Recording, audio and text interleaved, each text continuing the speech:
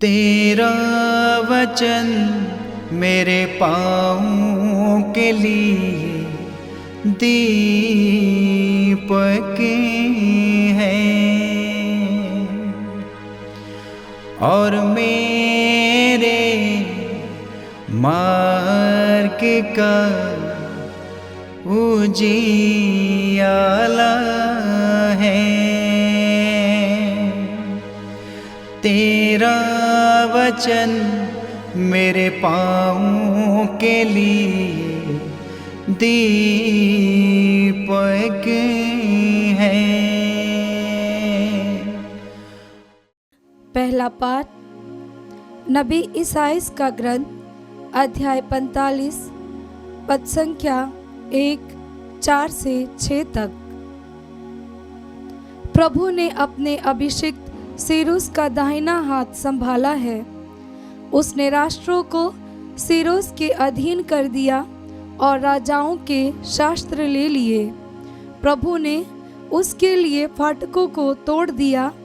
अब उसके सामने कोई भी द्वार बंद नहीं रहा। प्रभु उसी सीरुस से ये कहता है, मैंने अपने सेवक याकूब तथा अपने कृपापात्र इस्राएल के कारण तुमको नाम लेकर बुलाया और महान बना दिया है। यद्यपि तुम मुझे नहीं जानते, मैं ही प्रभु हूँ, कोई दूसरा नहीं है।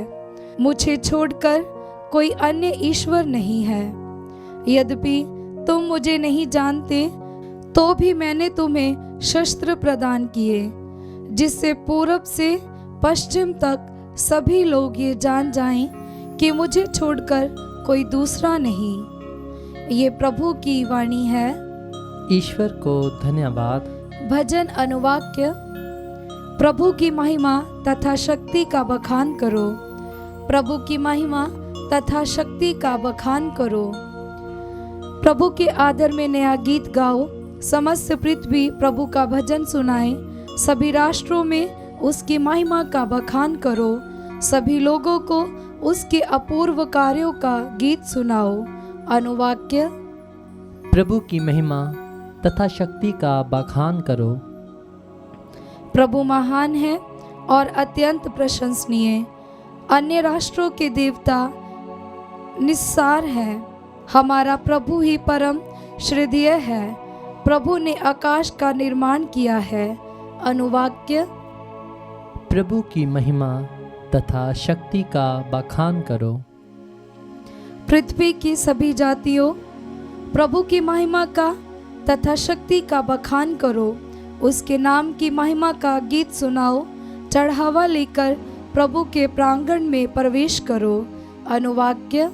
प्रभु की महिमा तथा शक्ति का बखान करो।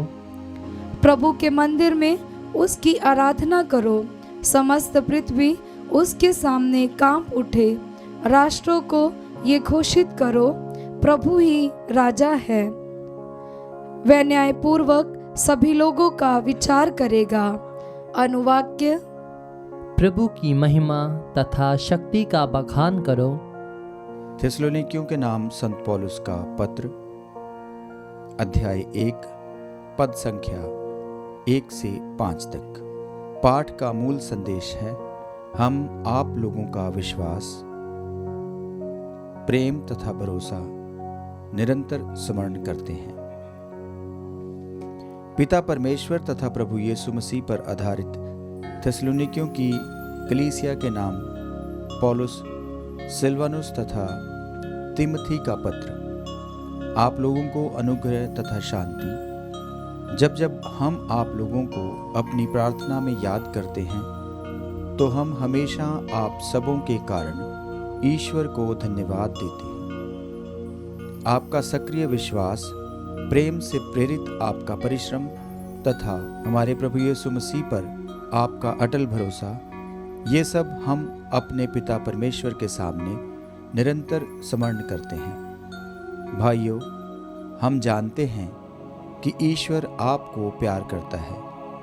ईश्वर ने आपको चुना है, क्योंकि हमने निरे शब्दों द्वारा नहीं, बल्कि सामर्थ्य, पवित्र आत्मा तथा दृढ़ विश्वास के साथ आप लोगों के बीच अपने सुसमाचार का प्रचार किया। यह प्रभु की वाणी है।